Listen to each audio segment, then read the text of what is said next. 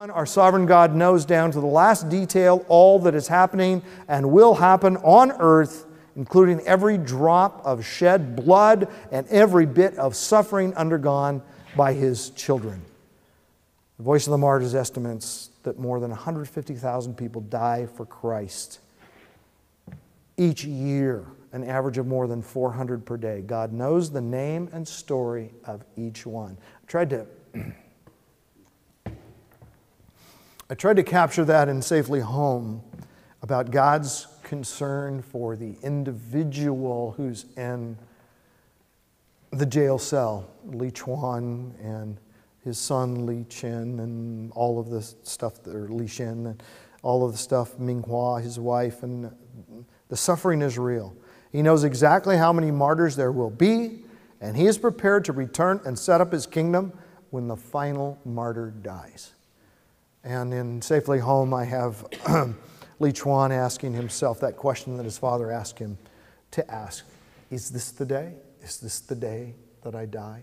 And even when we're not in persecution, and maybe one day in this country there will be persecution to that extent. I actually suspect that there will be one day. There certainly isn't now, but there are indications that we're headed that direction. And God is going to return and set up His kingdom when the final martyr dies. So, conclusion.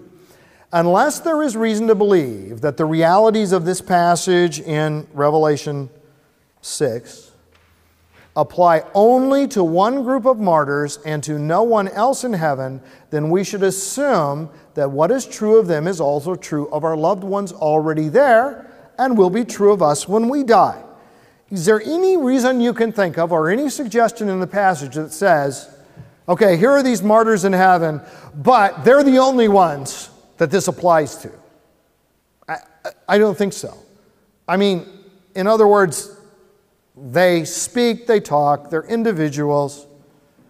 They are told to wait a little longer. Doesn't it just logically represent every person who's in heaven has some awareness? It doesn't have to be detailed awareness of everything, but some awareness of what's going on down on earth, how the plan of God is unfolding, that they're curious, that time is actually passing. Time is just having a beginning, a middle, and an end. Do you know that you can't, as a finite human being, you cannot carry on a conversation outside of time? How could you?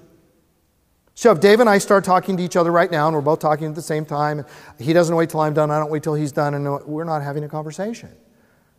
There's a beginning, there's an end, and then there's this period is when I end the sentence. Or I ask question mark, just like they're asking of the Lord. How long, O Lord? There was space, time between the beginning and the end of their question. So, if that's true of the martyrs, and clearly it is, wouldn't it be true of everybody else in heaven?